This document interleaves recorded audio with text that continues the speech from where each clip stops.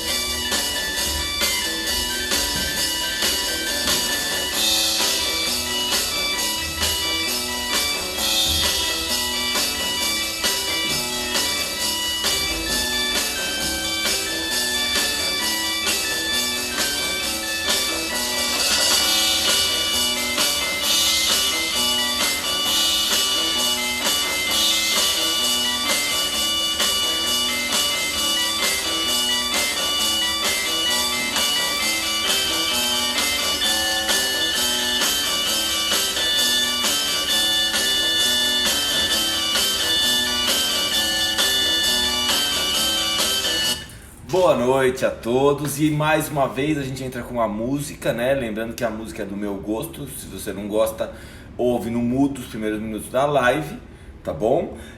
Hoje a gente foi de Doors, lembrando mais uma vez no Instagram que eu tenho autorização do Jim Morrison para usar a música dele, se quiser confirma no meu WhatsApp, beleza? Então eu ponho a música, só uso músicas que eu tenho autorização para usar, certo? E hoje a gente vai falar sobre... vamos fazendo aquele mesmo esquema de sempre, tá? Então eu vou falando sobre o tema e se vocês tiverem alguma pergunta, podem mandar a pergunta aí diretamente e eu vou tentando responder na medida que eu consigo, né? Para não quebrar tanto o raciocínio assim. Então hoje é uma pergunta, né? Que eu recebi essa pergunta, por incrível que pareça. Eu recebi essa pergunta pelo meu direct, que era assim: como eu faço para ser um osteopata científico? Porque a pessoa estava conversando comigo e ela falou assim: olha, sabe o que acontece? Eu vejo que você coloca muito artigo, você coloca muita coisa na sua página, você coloca muita informação legal, mas é assim, como é que eu faço para pegar todas essas informações e colocar dentro do meu consultório, colocar dentro da minha prática clínica e saber qual a informação que eu tenho que usar, né? A hora que eu tenho que usar cada tipo de informação. Então isso não é uma tarefa fácil, tá? Isso vocês podem ter certeza que não é uma tarefa fácil. A gente precisa ter raciocínio e entendimento de muitas coisas, de muitos conceitos, e são exatamente esses conceitos que eu vou tentar explicar para vocês hoje, fundamentar um pouco como é que eu faço isso, como é que eu acredito que seja uma forma de fazer isso eficiente, precisa e sempre, como eu sempre falo todas as vezes, sempre minimizando os nossos erros, porque o nosso trabalho todo, a ciência vem sempre para tentar minimizar os nossos erros e em todos os sentidos, né? Então a experimentação da ciência faz com que a gente minimize os nossos erros. Então a primeira coisa que a gente tem que entender é que um dos grandes conceitos de ciência que existe é chamado de replicabilidade. Então o que é isso? Qualquer procedimento que tem embasamento científico, ele pode ser replicável em qualquer situação semelhante com aquela. Então, por exemplo, se eu atendo um paciente com dor lombar e eu utilizo o procedimento X para tratar essa dor lombar e esse paciente está lá no Japão, se eu fizer esse mesmo procedimento X nos Estados Unidos, no Brasil ou na África do Sul, eu tenho que ter o mesmo resultado. Se o estudo foi conduzido com uma boa metodologia, se o estudo foi conduzido de forma adequada, em termos de metodologia, eu consigo replicar. Então a primeira coisa que você precisa saber quando você vai analisar um estudo é você saber se ele tem uma boa metodologia. E para entender a metodologia, você precisa conhecer desenhos de estudo, precisa conhecer um pouco de estatística, precisa conhecer um pouco de cálculo amostral, porque às vezes o estudo tem um resultado maravilhoso em 8 pacientes, em 10 pacientes. Será que isso é replicável? Às vezes não, porque a amostra é muito pequena e pode ser uma amostra enviesada por ser pequena. Então tem uma série de conceitos que a gente precisa entender para conseguir colocar a ciência dentro do nosso consultório, dentro da nossa prática clínica. E uma das primeiras coisas que eu falo é sempre entender o conceito de replicabilidade. E uma outra coisa é entender o seguinte: a ciência existe para nos ajudar. A ciência existe para indicar os caminhos. Porque se a ciência não indicasse os caminhos, a gente estava andando de cavalo até hoje, de carroça até hoje. A gente não tinha lâmpada elétrica, a gente não teria internet, porque é a ciência que mostra o caminho. Então, a primeira coisa que eu falo para todo mundo é assim: para de ter medo da ciência. Você precisa entender o processo, é o mais importante. Entender o processo é o mais importante do que você ficar com medo e falar assim: não quero saber de ciência porque eu tenho um resultado clínico. Isso é um outro erro que você comete muito importante. Resultados clínicos existem, só que resultados clínicos existem também com placebo. Resultados clínicos existem também com tratamentos que não funcionam. Resultados clínicos existem também com tratamentos que não são cientificamente comprovados. Então, se você quer trabalhar nessa parte do que não é cientificamente comprovado e você acha que você está bem assim, tá ótimo. Então, continua com os seus resultados clínicos. Agora, você quer otimizar os seus resultados clínicos? Você quer entender por que seu paciente tem um fator de risco? Por que você precisa entender o conceito de ciência? Então, você precisa saber, por exemplo, fatores preditivos, você precisa saber estabelecer um prognóstico, você precisa saber fazer um diagnóstico. Então, se você não conseguir conhecer esses conceitos, vai ficar muito complicado você colocar o conceito da ciência dentro da sua prática clínica. E hoje nós estamos em 2020. Em 2020, a gente já não consegue mais trabalhar sem ter um bom embasamento do que a gente está fazendo. Na verdade, a gente consegue, mas sabe o que acontece? A gente é ultrapassado no mercado dessa forma. Por quê? Porque as outras pessoas estão trabalhando com evidência. Se você não está trabalhando com evidência, seu resultado fatalmente vai ser menor. Não tem como. A replicação dos seus tratamentos vai ser muito mais difícil, porque um dos primeiros conceitos de ciência é a replicabilidade. Então, se você quiser trabalhar com ciência, você precisa entender minimamente de metodologia. E para entender minimamente de metodologia, você precisa estudar uma série de conceitos para conseguir entender isso. Tá? Então, a primeira coisa que eu quero falar para vocês hoje, já falei uma porrada de coisa, né? Então, a primeira distinção que eu quero que vocês façam na cabeça de vocês, e deixem claro essa distinção, eu quero que vocês percebam que tem uma diferença muito grande em ser um pesquisador, em fazer uma pesquisa e ser um profissional que se atualiza. São 3 coisas. Então, assim, ser um pesquisador. Quem é um pesquisador? É o cara que conduz uma pesquisa, que orienta um aluno a fazer uma pesquisa. Eu não quero que você seja esse cara e você não precisa ser esse cara.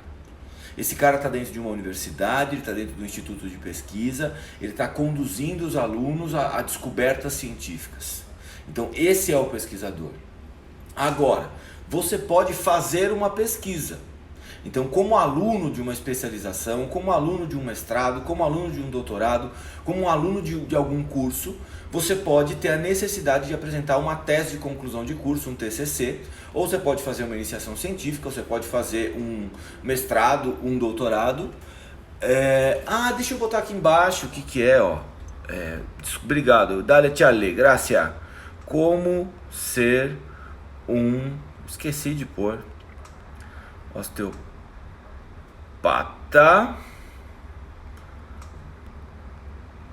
científico. Esse é o nosso tema de hoje. Então aqui, como ser um osteopata científico. Pronto.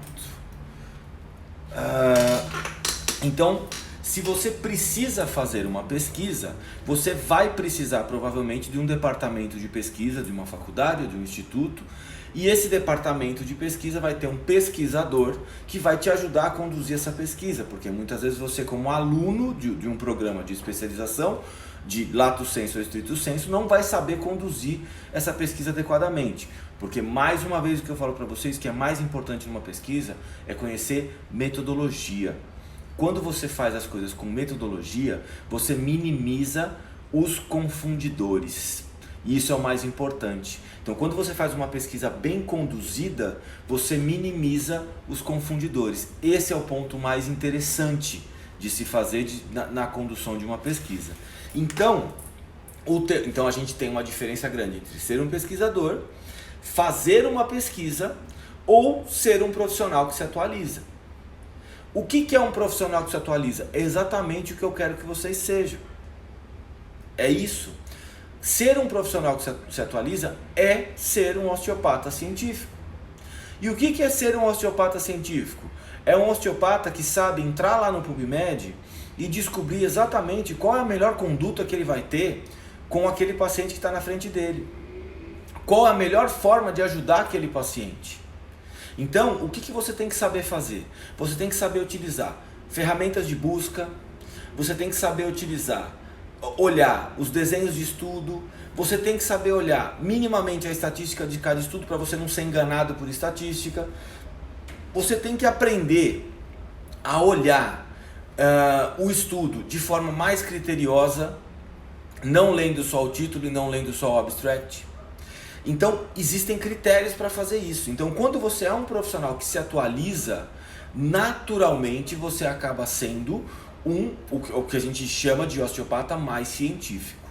E esse osteopata mais científico, ele precisa ter o conhecimento dessas áreas que eu falei para vocês. Agora, o que é importante vocês entenderem? O que é importante vocês entenderem? Por exemplo, vou dar um exemplo para vocês assim, de um caso real. Então você está lá no seu consultório, aí você atendeu um paciente com dor anterior no joelho, que é um problema muito comum, né, nos pacientes hoje em dia, dor no joelho. Aí o paciente chegou lá, dor anterior no joelho, está incomodando, você fez a avaliação, fez os testes, tal, organizou tudo. E aí você percebeu que não tinha uma lesão ligamentar, pelos testes que você fez. Você percebeu que tinha uma alteração de força muscular importante, tinha uma resposta de proteção também muito importante nesse paciente, né?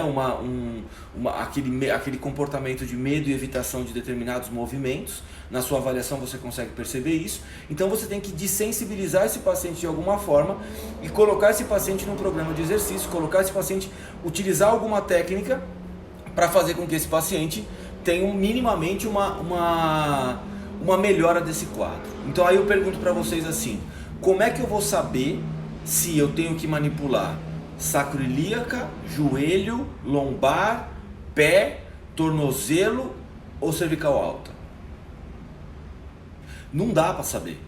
Então o que eu tenho que fazer? Eu tenho que ir lá no PubMed e verificar o seguinte: se um dos recursos que eu quero saber e eu quero utilizar é a manipulação, eu tenho que ir lá no PubMed e saber o seguinte: será que tem algum efeito importante realizar manipulações vertebrais em pacientes com dor anterior no joelho? É a primeira pergunta. E a segunda pergunta é: qual é o tipo de manipulação que eu tenho que utilizar para melhorar os pacientes com dor anterior no joelho? Porque no final das contas, tá? No final das contas eu preciso saber o seguinte: as minhas técnicas não são universais. Eu não faço uma manipulação e ela resolve tudo. Eu não faço uma mobilização e resolve tudo. Eu não faço uma energia muscular e ela resolve tudo. Cada técnica tem os seus efeitos e cada técnica tem uma hora de ser utilizada. muitas vezes um programa de exercícios associado com terapia manual são as melhores escolhas para os nossos pacientes. Para eu saber quais são as melhores escolhas, o que eu tenho que fazer de novo? Eu tenho que ir lá no PubMed. Mas aí, o PubMed é uma pessoa muito temperamental. Eu ia falar uma mulher temperamental, mas pode pegar mal. Mas é uma pessoa temperamental. Porque se você não falar a palavra certa, o PubMed não te obedece. Então aí a gente já tem um problema. Por quê? O meu paciente com dor anterior no joelho, eu quero saber se eu posso usar uma manipulação com ele, eu quero saber se a manipulação é indicada para ele. E se essa manipulação for indicada, qual é o tipo de manipulação que eu tenho que utilizar? Então eu tenho que manipular a sacroiliaca, tenho que manipular a lombar, tenho que manipular joelho, tenho que manipular tornozelo? Ou tudo? Então eu preciso buscar a melhor evidência possível. Só que aí é o seguinte, esse meu paciente que está aqui na minha frente, ele tem algumas características. Então, por exemplo, ele tem, sei lá, vamos pôr aqui, 35 anos de idade, ele joga futebol 3 vezes por semana, ele já teve um histórico de ruptura de LCA do outro joelho, então ele não é um paciente que simples. E ele tem uma diabetes, ele tem uma pressão um pouquinho alta. O que acontece? Ele tem uma série de fatores. Então o que eu preciso saber quando eu vou colocar a ciência para tratar desse cara? Eu preciso saber o seguinte, qual é o risco de um diabético ter uma dor anterior no joelho? Isso é um fator de risco? Porque o fato dele ser diabético, alterar ser um fator de risco para uma dor musculoesquelética, me indica que eu tenho que fazer o quê? Eu tenho que primeiro ver como é que está a glicemia, se está regulado ou não. Porque senão eu vou ficar patinando no tratamento dele, patinando no tratamento do joelho, da dor anterior no joelho, sendo que o fator de risco eu não estou tratando, que é encaminhar esse paciente para uma nutricionista ou até para um endócrino. Então eu preciso conhecer os fatores de risco. Eu preciso saber o seguinte, nessa idade, jogando futebol 3 vezes por semana, será que ele está bem condicionado para essa atividade? Porque isso também pode ser um fator de risco. Então eu tenho muitos fatores. Então assim, as pessoas que estão mal condicionadas têm maior chance de problema musculoesquelético. Uma outra coisa, qualidade de sono.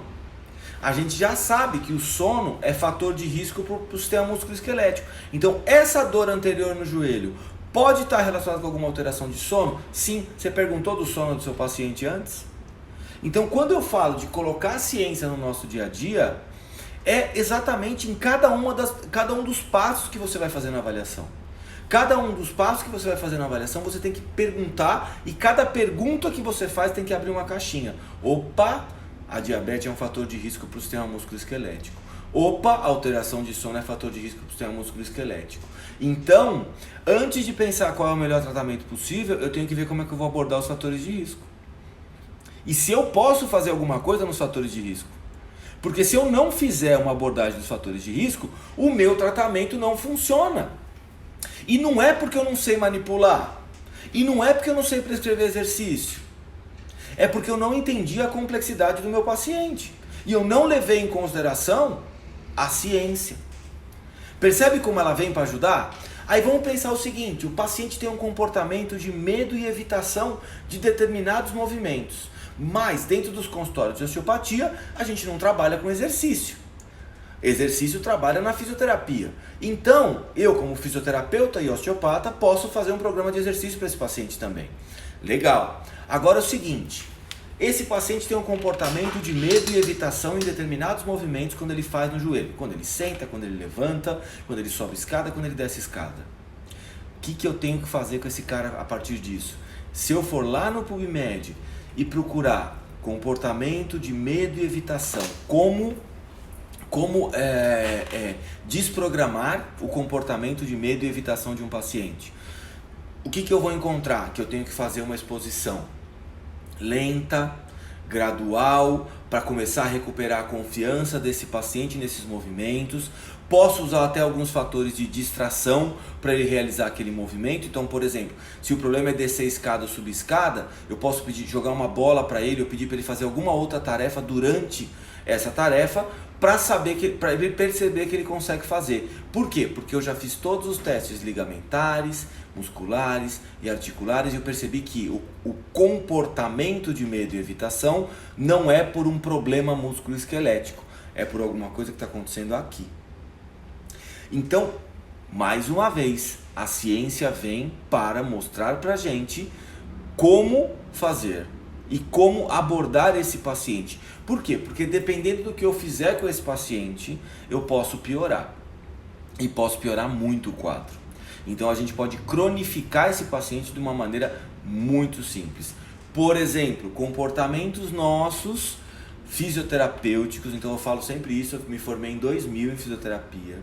E quando eu me formei em fisioterapia em 2000, eu aprendi que alterações de curvatura eram fatores de alterações de curvatura da coluna, eram fatores de risco para dor na coluna. Só que o interessante é que não tinha nenhum estudo que falava isso. Mas, mesmo sem ter nenhum estudo, a gente falava que, olha, a hiperlordose dói, a retificação lombar dói, então a curvatura tem que ser normal. E aí eu lembro que nessa época, na faculdade, eu falei assim, pô, pera um pouquinho, não é possível. Porque a gente avaliava um ou outro na sala de aula e você via que praticamente 100% das pessoas tinham algum tipo de alteração na coluna. Era difícil encontrar uma lordose exatamente como deveria ser. E não era todo mundo que tinha dor. E aí você fala, pô, peraí, que tá alguma coisa errada. Essa medida não tá encaixando. E hoje a gente sabe que isso já não é verdade. Então a gente já não pode culpar as alterações posturais do paciente para falar que aquilo é causa de dor. Voltando para a dor anterior do joelho do meu paciente, fui lá no PubMed, medi os fatores de risco, abordei os fatores de risco do meu paciente, entendi o que estava acontecendo e agora eu quero saber o seguinte, preciso manipular, é um recurso que eu tenho, que eu sei usar muito bem e eu quero saber o seguinte, para pacientes com dor anterior no joelho, qual é a manipulação mais indicada? É da sacroiliaca? É da lombar? Ou a manipulação torácica já funciona? Ou eu tenho que manipular o próprio joelho? Ou mobilizar o joelho já ajuda? Ou o tornozelo? Agora uma coisa interessante que vocês têm que entender é o seguinte. Qual é o efeito que você quer? Por quê? Cada técnica tem o seu efeito. E a gente sabe hoje, por exemplo, que as manipulações articulares, né?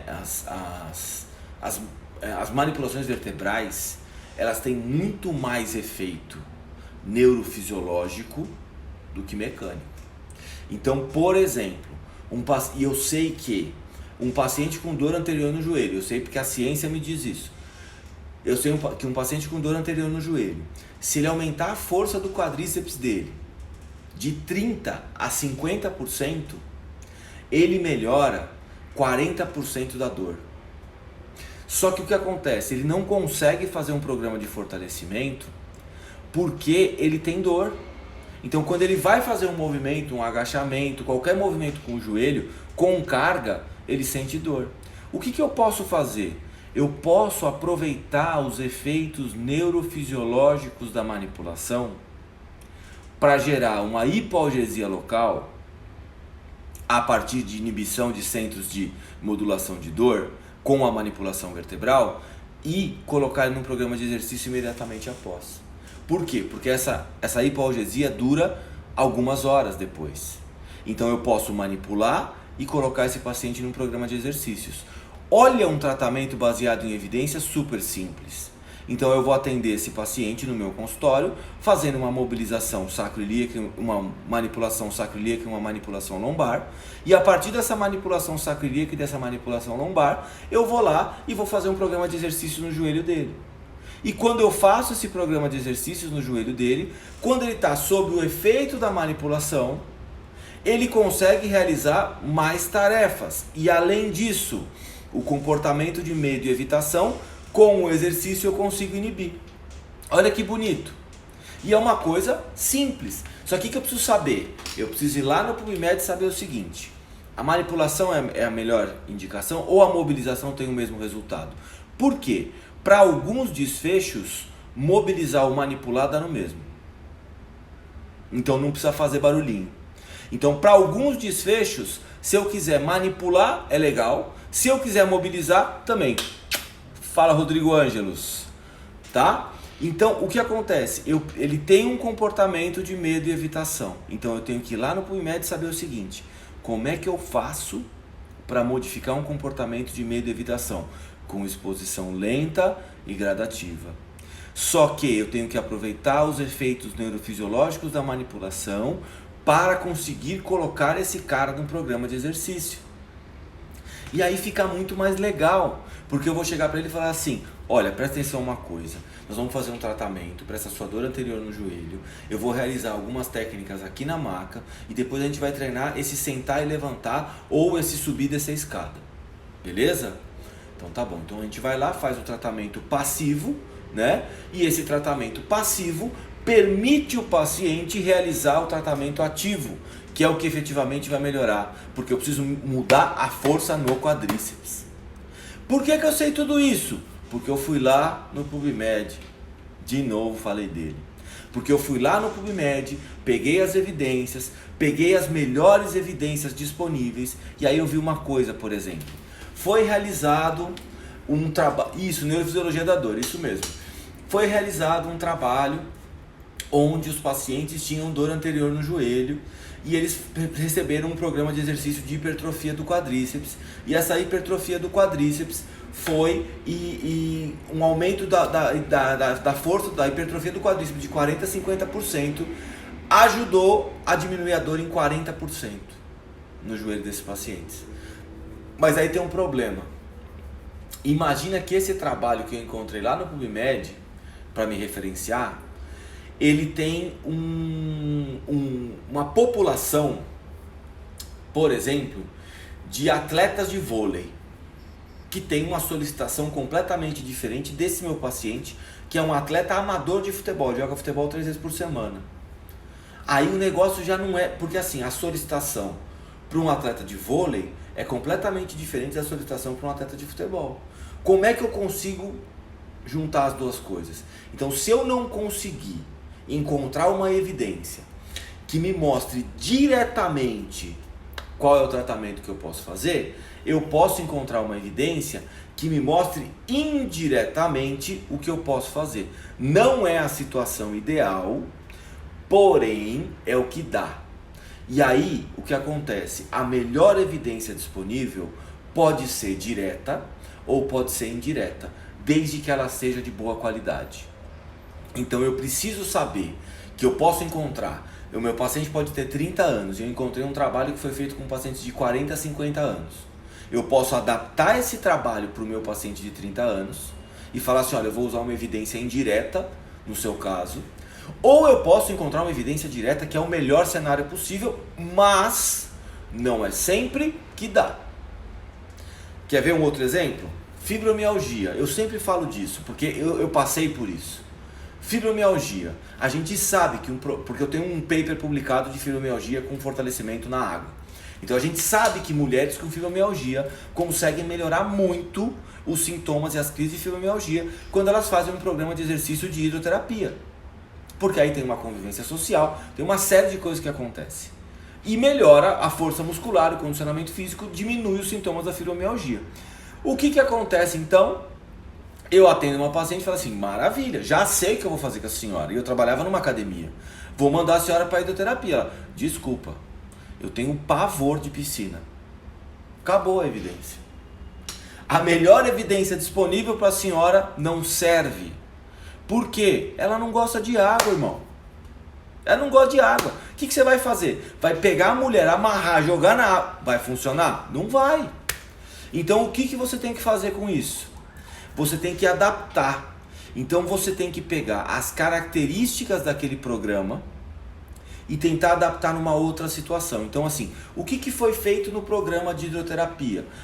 Foi feito um fortalecimento de quadríceps, foi feito alongamento, mobilidade da coluna, mobilidade cervical. Você vai pegar tudo isso e vai trabalhar no solo, que foi o que eu fiz. Então quando eu pego tudo aquilo e trabalho no solo, eu tenho resultados similares ao que eu consegui lá. E de novo eu estou trabalhando com evidência indireta, entendeu? Então eu posso ter uma evidência que me indica diretamente como eu tenho que abordar o meu paciente, ou eu posso ter uma evidência que me indica indiretamente como é que eu abordo esse paciente. As duas são válidas, desde que elas sejam de boa qualidade. E aí está o outro problema. Como é que eu sei se a evidência é de boa qualidade ou não? A evidência de boa qualidade, ela tem muitas características importantes. E eu vou contar um negócio para vocês que pode até chocar um pouquinho o coraçãozinho de vocês, o coração puro e o coração, como é que eu queria falar, quando fala que é muito branco, muito limpo, né? Esse coração ingênuo até de vocês, que vocês acham que vocês vão entrar no PubMed e absolutamente tudo que está naquele lugar é maravilhoso. São os cientistas que produzem, e eles produzem verdades absolutas, e eles sabem tudo o que eles fazem. Teu cu. Não é tudo que tem lá que é bom. Você precisa saber identificar o que é bom e o que é ruim. Porque se não sabe o que vai acontecer, você vai pegar qualquer merda lá e vai falar assim, vou colocar no meu consultório aqui. Não vai funcionar. E aí quando isso não funcionar, você vai falar assim, olha lá, tá vendo? O negócio não é replicável. E se não é replicável, não é ciência, irmão. Ou irmã. Certo? Se você não consegue replicar em outras situações, não é ciência. Então cagou de novo. Então presta atenção uma coisa. O que é uma evidência de boa qualidade? Tem várias características. Eu vou tentar fazer um geralzão aqui para você entender, tá? Uma evidência de boa qualidade, primeiro de tudo, ela é publicada numa revista de bom índice de impacto. Aí a gente já tem um problema. Porque, por exemplo, você pega uma revista como a revista Science, como a revista Nature, e todas as revistas que são do mesmo grupo, né? Tem a Nature Biology, tem a Nature, tem várias, então tem o grupo Nature e tem a revista Nature só. A revista Nature e a revista Science são as melhores revistas científicas que a gente tem hoje dentro da nossa área da saúde. O índice de impacto, né? O índice H da revista Science, eu vou pegar ele aqui para eu poder mostrar para vocês. Porque é de chorar. Ó.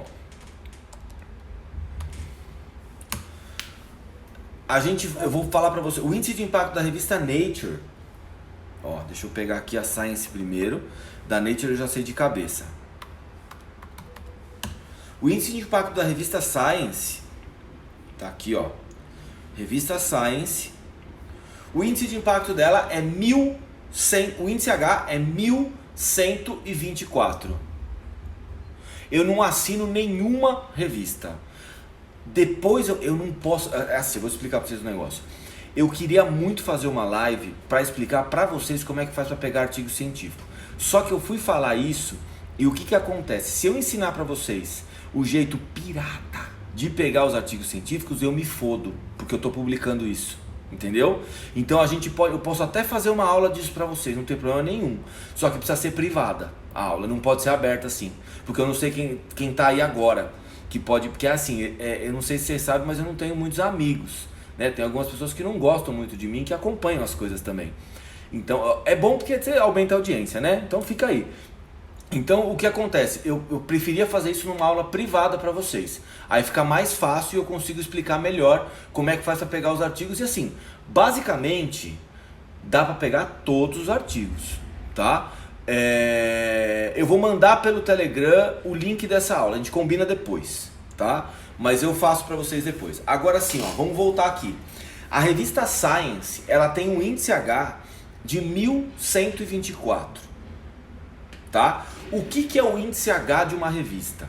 O índice H de uma revista, eu sou muito delicado, Cibele, bizu. O índice H de uma revista é o número de vezes que essa revista foi citada por outras revistas em anos anteriores. Então você pega os últimos 5 anos de publicação da revista, de todas as revistas científicas do planeta, e você vê quantas vezes a revista Science foi citada em outras revistas. E esse número é uma pontuação, é um algoritmo de uma pontuação a partir das citações anteriores. Então, quanto mais citações anteriores eu tiver, maior é o índice H da minha revista. Então, a revista Science tem um índice H de 1124. Agora eu vou pegar uma outra revista aqui para mostrar para vocês. Ó, tá aqui, deixa eu mostrar para vocês, ó. A revista Science, o índice H, tá ao contrário aí para vocês, ó. 1124, tá vendo? Agora eu vou pegar aqui, ó, a revista Nature, que é uma outra revista que é assim, ó, você publicou na revista Nature, meu amigo. Vou falar agora, mulheres tampem os ouvidos. Se um homem publicar na revista Nature, o pinto dele engrossa 5 centímetros na hora e cresce 10. E se a mulher, agora meninos tampem os ouvidos, se a mulher publicar na revista Nature, o clitóris fica parecendo meu polegar, assim, ó. Juro.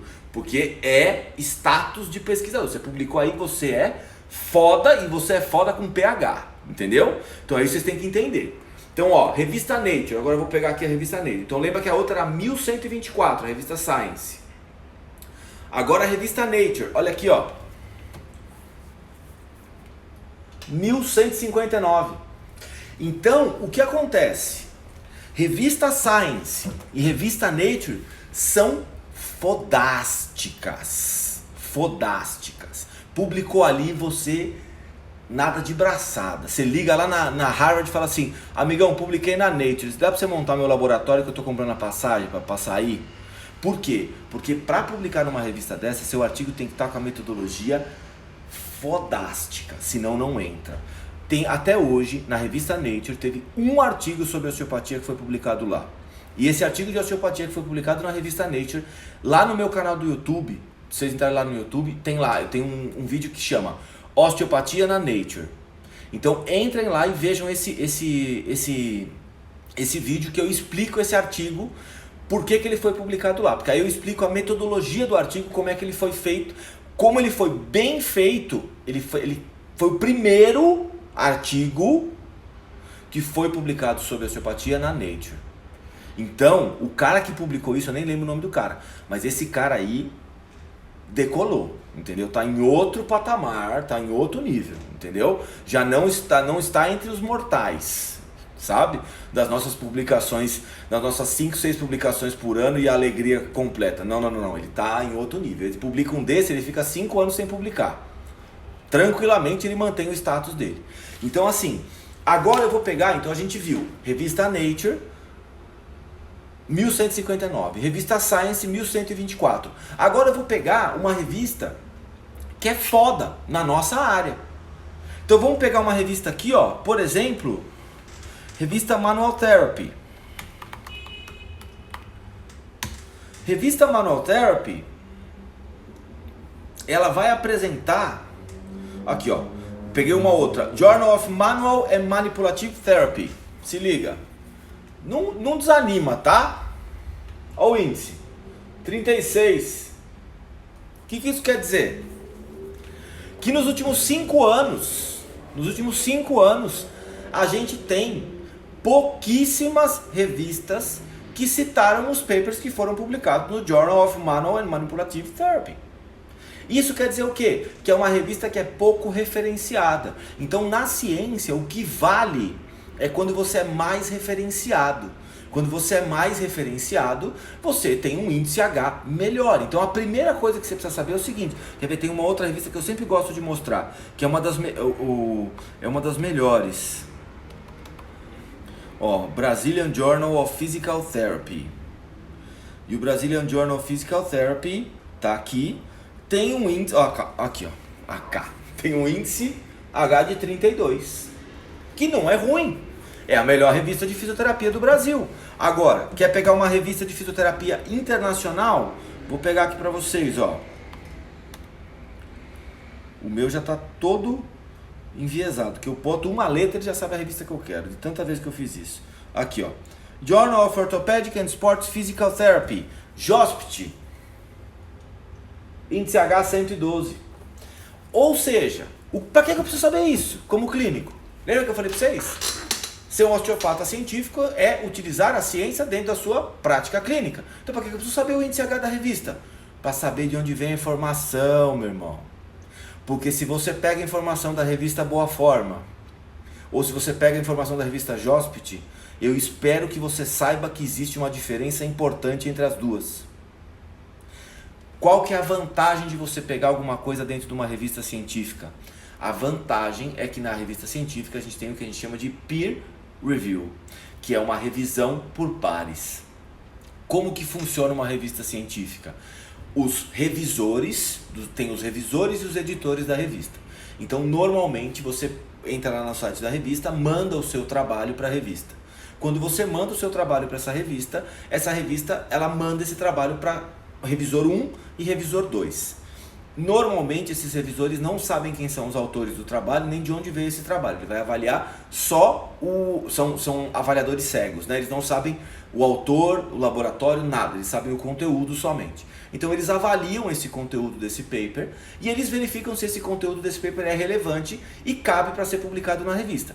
Normalmente as revistas têm um tipo de checklist que você faz, que tem que ter alguns tipos de elementos naquele artigo para demonstrar que ele pode ser publicado lá. Então, para cada tipo de desenho de estudo, tem um tipo de checklist diferente. Então, para ensaio clínico tem um tipo de desenho de estudo, para estudo longitudinal tem outro tipo de desenho, outro tipo de checklist. Então, você tem, o revisor tem um checklist, aí passa pelo revisor 1, passa pelo revisor 2. Se tiver discrepância entre os dois, entra o editor-chefe, que ele vai falar o seguinte, ó, é esse que está certo, ou é esse que está certo, ou os dois estão errados. Então, você tem a vantagem quando você pega um trabalho científico que ele já foi revisado por pares. Então, aquela metodologia já foi revisada por pares e por ter sido revisada por pares, indica pra gente que tem mais qualidade que a revista Caras e que a revista Boa Forma. Então, quando eu falo de um trabalho na Jospit, na Brazilian Journal of Physical Therapy, na Journal of Manual and Manipulative Therapy, eu estou dizendo que são trabalhos que são revisados por pares, e quando eles são revisados por pares, eles têm maior peso para a nossa utilização clínica. Então, se eu for escolher um trabalho, eu vou tentar buscar na revista de maior relevância possível. Tem algumas revistas que não conseguem nem... Porque assim, elas têm poucas citações. E por ter poucas citações, elas não conseguem nem ter o índice H calculado. Porque o índice H é dos últimos 5 anos. Então, a revista foi citada menos que o mínimo. Ou teve um ano que ela não foi citada. Então, quando tem um ano que ela não foi citada, ou 2 anos que ela não foi citada em outros periódicos, acaba dando esse tipo de alteração e a revista acaba tendo o índice H não calculado. Então algumas revistas têm ainda o índice H que não é calculado. E uma outra coisa que eu preciso falar para vocês. Isso, Bruno. Pesquisa na revista Boa Forma. A revista Boa Forma é uma revista boa de referência para quem trabalha... Não, nem vou falar mais. Não vou cair nessa. Não, nós vamos pesquisar na PubMed. Agora presta atenção no negócio. A merda é que agora tem muita revista que cobra e publica qualquer coisa. Tem. Esse é o outro ponto. Por quê? Tem o que a gente chama de revista predatória. E revista predatória é foda. E a gente não consegue fugir disso. É assim, ó. Tem revista que você pagou 500 doleta, publicou. Pagou 300 doleta, publicou. Cuidado com isso. Essas revistas a gente percebe facilmente. Por exemplo, a gente percebe, eu recebo e-mail dessas revistas, é que agora eu não respondo mais, mas antes eu respondia. Fala assim, mas me fala o índice H da sua revista, não sei o que, e os caras não conseguem explicar. Então são pessoas, grupos que criaram revistas, né, grupos de faculdade, de laboratórios que criaram revistas de temas específicos, começam a publicar qualquer coisa para arrecadar os $500 da publicação. Algumas revistas cobram para fazer tradução também, tá? Então algumas revistas cobram para publicar, então pagou, publicou. Outras revistas cobram pela tradução, para fazer uma tradução e uma adequação do inglês. Porque se você escreve um artigo em inglês, se você não é nativo no inglês, você pode ter alguma falha de entendimento daquele outro idioma. Então isso pode gerar um problema, tá? Então a primeira coisa que você precisa saber é o seguinte: qual é a qualidade da revista? Para saber a qualidade da revista, você precisa saber qual é o índice H dessa revista. E para saber o índice H da revista, você vai entrar aqui, ó, Vou botar aqui, ó. Simago, tá aqui em cima, tá vendo, ó? Pera aí que eu vou segurar com a mão só. Aqui, ó. Simago Journal and Country Rank, tá? Então isso aqui é o ranking das revistas. Então você coloca lá no Google SCIMAGO, Simago, que você já vai encontrar esse site aqui. E aí você no buscador do site escreve o nome da revista e a partir do nome da revista ele vai te dar qual é o índice H dessa revista na página. E aí inclusive ele vai te dar alguns gráficos que são bem interessantes, ó. Que são gráficos, para quem gosta, né?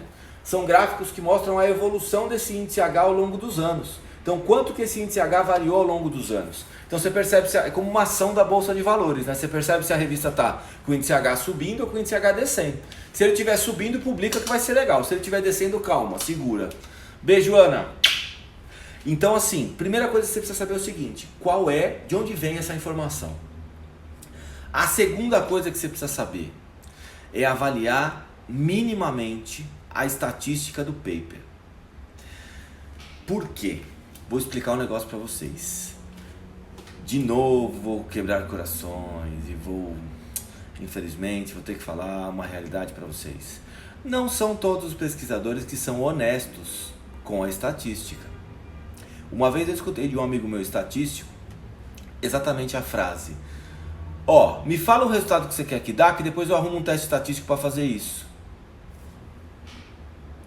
Ou seja, se você precisa com a sua estatística torturar demais os números para dar o resultado que você quer, isso aí deu merda. Agora, como é que você vai saber se os números foram torturados no meio do caminho ou se são números reais? Você precisa conhecer um pouquinho de estatística. Então você precisa saber o que é média, o que é mediana, o que são os quartis, o que é a significância, o que é um resultado estatisticamente significante, tá? Então você precisa conhecer um pouco da estatística. E se você não conhece a estatística, só pensa no seguinte: o que ele apresentou de resultado, ele tem que ter feito o cálculo para aquilo. Então se ele fez, por exemplo, tem muito estudo que faz assim, faz uma conclusão no abstract ou uma conclusão do artigo de uma coisa que ele não mediu. Por exemplo, e a satisfação dos pacientes foi muito melhor depois do trabalho. E aí você fala assim, mas pera um pouquinho, qual medida de satisfação que ele usou? Porque ele não tem nenhum questionário, nenhuma ferramenta de medida de satisfação. Aí de repente apareceu satisfação nos resultados. Se você não utilizou nenhuma ferramenta para medir aquele desfecho, você não pode falar dele. Simples.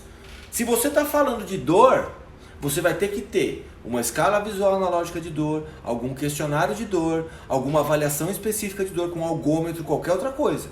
Porque você só pode mostrar o que você calculou e o que você avaliou. Então o que você precisa perceber? É assim, o título do paper, né, muitas vezes ele já diz o resultado. Então assim, por exemplo, o título do paper fala assim: olha, os pacientes com dor anterior no joelho melhoram com manipulação vertebral, que era o exemplo que eu estava usando antes. Aí você fala assim, melhoram o quê? Aí você vai olhar. Aí ele coloca no abstract assim: os pacientes melhoraram a percepção de dor com algômetro, melhoraram não sei o que, não sei o que, não sei o que, não sei o que, não sei o que. Você fala, legal, ele tem instrumento de medida disso. Só que às vezes ele coloca lá no título a mesma coisa: os pacientes com dor anterior no joelho melhoram quando recebem manipulação lombo-sacral. E aí você vai ver que eles melhoram, mas não tem ferramenta de medida de dor no estudo. Ou é só uma escala visual analógica de dor. Aí você fala, pera um pouquinho, uma escala visual analógica de dor não dá para determinar se esse paciente realmente melhorou. Eu preciso ter aplicado outras ferramentas, porque não é porque eu apliquei o VAS que eu avaliei a dor. Entendeu? Na próxima semana, eu vi que o Arthur Padão entrou aí, não sei se ele está aí ainda. Na próxima semana, na quarta-feira, tem uma live com o Arthur Padão, tá? Já combinei com ele, pra gente falar sobre instrumentos de avaliação de dor. Como é que a gente avalia a dor no nosso paciente. Aí vocês vão conseguir entender melhor esse ponto, tá? Então, como é que se avalia a dor no paciente? Então, se você utilizar só o questionário, a escala visual analógica de dor, não é suficiente para você falar que melhorou a dor do seu paciente. Então você não pode replicar aquele dado com a mesma facilidade. Então percebe que assim, ser um osteopata científico envolve várias etapas, né? Não é uma coisa que pum, você vira de hoje para amanhã. Você precisa aprender alguns conceitos e a partir do momento que você aprende esses conceitos, você consegue ser menos ludibriado, e inclusive pelo PubMed, que ele também tem essa capacidade. Infelizmente, eu queria que não tivesse, mas ele tem. Então, algumas têm revista predatória, tem autores que superestimam o resultado dos estudos. Tá tudo lá no PubMed junto, tá tudo publicado. Então, você vai minimizar isso como? Pegando de melhores revistas, olhando um pouquinho a metodologia, tentando dissecar um pouco esse artigo. E aí uma coisa, para você que é clínico, tá? Para você usar clinicamente, você tem que fazer o seguinte. Clinicamente, o melhor tipo de estudo para você utilizar clinicamente é o ensaio clínico controlado randomizado. Então, o ensaio clínico controlado randomizado é o melhor tipo de estudo para você utilizar dentro da sua prática clínica. Então, dentro da sua prática clínica, você vai buscar lá no PubMed. E aí, assim, vou dar um conselho para vocês. Se vocês quiserem encontrar os melhores ensaios clínicos, você não tem que ir no PubMed. Se você quer saber estudo clínico, você pode ir no site que chama Pedro. Deixa eu entrar nele aqui para vocês poderem olhar. O Pedro é esse aqui, ó. E eu vou até dar um conselho para vocês conseguirem entender melhor como é que analisa um estudo, tá? Então o site Pedro é pedro.org.au, tá? O que você acha de pesquisar através dos autores? Se você conhece o autor já, você sabe que aquele cara estuda aquilo que você quer saber, pesquisar pelo autor é mais fácil. Só que você precisa ver se não tem dois autores com o mesmo nome, sabe? Que às vezes tem Flint, aí tem o Flint que pesquisa coluna e tem o Flint que pesquisa ombro. E não é o mesmo. Então só toma esse cuidado. Mas se você conhece, eu às vezes pesquiso pelo grupo de pesquisa. Eu falo assim, deixa eu ver o que esses caras pesquisaram agora. E aí eu já vou direto no grupo de pesquisa. O Pedro tá aqui, gente, ó. É esse aqui, ó. Então quando vocês quiserem falar de estudos clínicos, tá? Vocês têm que ir lá no Pedro. E aí no Pedro eu quero que vocês façam o seguinte, ó. Vocês venham aqui, ó. Cadê? Tarará. Aqui, onde tá? A escala Pedro. Deixa eu ver se eu acho ela aqui pra vocês. E o Pedro, o que ele faz? Ele avalia... Aqui, ó, downloads. Ele avalia... Aqui, deixa eu ver...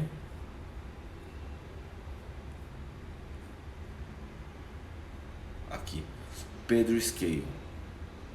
Ele avalia a qualidade metodológica dos ensaios clínicos controlados randomizados. Então, para nós que somos clínicos, a melhor forma da gente encontrar um estudo que vai falar da realidade clínica para a gente é o ensaio clínico controlado randomizado. E aí você vai utilizar essa escala, o Pedro aplica essa escala aqui, ó, que é a Pedro Scale. Essa Pedro Scale tem tudo em português, tá? É que eu já uso o inglês para facilitar. Porque o artigo já está em inglês, ficar lendo um bagulho em português e outro em inglês junto, pra mim vira uma merda na cabeça. Então eu fico num idioma só. Então assim, se vocês quiserem saber como é que funciona uma boa qualidade metodológica do ensaio clínico controlado randomizado, é o Pedrão que vai entrar na jogada. E aí, no site do Pedro, ele tem uma escala Pedro, essa escala é uma escala de 10 pontos. Quanto mais próximo de 10, melhor a qualidade metodológica do estudo. Então, se você quiser utilizar um estudo para a sua prática clínica, você pode entrar no site do Pedro, colocar lá Simple Search ou Advanced Search, ou você pode já colocar ele na versão em português, que ele tem versão em vários idiomas, já coloca em português, coloca busca simples ou busca avançada e coloca lá manipulação, dor anterior no joelho, desfecho que você quer é dor.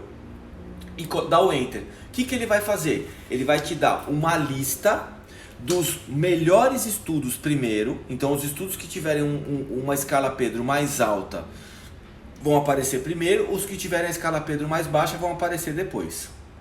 E aí você olha quais são os melhores ensaios clínicos que você tem dentro do site do Pedro, que vão embasar o que você vai fazer com aquele paciente. até a pontuação. Deixa eu dar um exemplo para vocês aqui, ó. Vou fazer uma coisa rapidinho aqui, só para conseguir mostrar por causa do tempo da live, que eu acho que vai acabar. Então eu vou colocar aqui, ó, anterior knee, opa, errei. Ó, coloquei dor anterior no joelho. Olha aqui, ó, o que aconteceu. Ah, pera aí que eu vou ter que passar um filtro, porque ele não me mostrou todos. Puta, ele me mostrou trocentas milhões de revisões sistemáticas. Deixa eu ver se quando ele chega nos ensaios clínicos. Ele mostra, porque o Pedro ele vai mostrar para você guideline, revisão sistemática e ensaio clínico. Então o que acontece? O que é um guideline? Um guideline é uma, por exemplo, a Associação Norte-Americana de Ortopedia. Ela faz um guideline para indicar pra gente quais são as melhores condutas para aquele tipo de problema, para dor no ombro, para dor no joelho, para dor na coluna. Aí você tem uma revisão sistemática, que é um compêndio de literatura que junta todos os papers e dá um resultado só. Fala assim, então ó, manipulação para dor anterior no joelho pode fazer que é legal. E aí você tem os ensaios clínicos, e normalmente a revisão sistemática é uma junção de ensaio clínico. Olha aqui como é que aparece, ó. Cheguei na página dos ensaios clínicos. Não sei se vocês vão conseguir ver. Tá aí? Tá. Aqui, ó. Nessa coluna aqui, ó. Tá? Eu tenho a pontuação 7/10, 6/10, 5/10. O que quer dizer? Que esses estudos aqui, quando eles estão classificados na escala Pedro, então, e quando a gente considera, como que a gente considera um estudo bom na escala Pedro? É um estudo que tem no mínimo 7. Abaixo de 7 é um estudo muito ruim, tá? Então cuidado quando você achar o estudo aqui no Pedro e achar um estudo que tenha, por exemplo, uma nota 6, uma nota 5, uma nota 3, uma nota 4, tá? Então lembra que a escala vai de 0 a 10 e quanto mais alta a pontuação, melhor. Tá? Então 7, 8, 9, 10. 10 difícil você vai encontrar, tá? É muito difícil fazer uma metodologia muito perfeita, porque tem algumas coisas que a gente não consegue fazer, especialmente na nossa área, e depois eu explico pra vocês por que a gente não consegue. Nunca vai encontrar um estudo na fisioterapia que tenha 10 pontos na escala Pedro. Praticamente é impossível, tá? Então um estudo na fisioterapia 7, 8 ou 9 já são estudos excelentes. Abaixo disso, olha com atenção. Tem alguma cagada nessa metodologia aí para baixar esse índice. Então, para que serve o Pedro? Para mostrar para a gente assim, qual é a melhor metodologia para eu usar, para embasar a minha clínica. Ah, então, ó, tem esse Pedro aqui que é 7, esse Pedro aqui que é 8. Vamos ver esses artigos? Aí você clica no artigo e baixa o artigo. E aí você sabe embasar a sua prática clínica. Eu nem vi o título dos meus artigos aqui, tá? Eu só vi pela escala. Eu coloquei dor anterior no joelho, que era o exemplo que eu tinha utilizado. E aí você tem vários protocolos, várias coisas que você pode encontrar aqui. Então, para vocês clínicos, para você ser um osteopata que se atualiza e que atua cientificamente dentro do seu consultório, se você entrar no site do Pedro, você já vai ter um bom embasamento para conseguir determinar qual a melhor conduta com aquele paciente. Puta, e se não tiver no Pedro? Se não tiver no Pedro, você vai para o PubMed de novo. E eu tenho mais 2 minutos da live só que acabou de passar um negocinho lá. Tem alguma pergunta? Espero que vocês tenham entendido tudo que eu falei, tá? Teve gente que me perguntou do boné, tá bom? Onde que compra o boné? A gente ainda não está produzindo boné no Estilo Sincero, por quê? Por causa da pandemia, tá? Então a gente não está produzindo boné no Estilo Sincero por causa da pandemia, porque ninguém tem dinheiro pra porra nenhuma, então a gente não vai querer vender boné essa hora, tá? Mas a gente vai produzir os bonés do Super Sacro e o boné do Batman Esfenoide também. E as camisetas a gente continua vendendo, tá lá no site, na página do Estilo Sincero. Clica lá na página do Estilo Sincero e compra a camiseta e vai chegar na sua casa. E quem sabe quando você colocar a camiseta do Estilo Sincero, você fica um pouco mais bonito, porque você é zoado, né? Então aí você vai se olhar no espelho com uma camiseta do Estilo Sincero, vai ficar mais bonitinho. Olha que legal, entendeu? Então aproveita, porque a sua cara não ajuda, tá? Se vocês tiverem alguma outra pergunta, manda pra mim no direct, tá bom? Espero que vocês tenham gostado da live de hoje. Eu vou fazer mais lives, tá bom? Sobre esses temas científicos, assim a gente vai continuar. Então amanhã, lembra, amanhã tem Quinta dos Monstros e só amanhã eu vou anunciar o convidado. 9 horas da noite, Quinta dos Monstros. Beijo, tchau.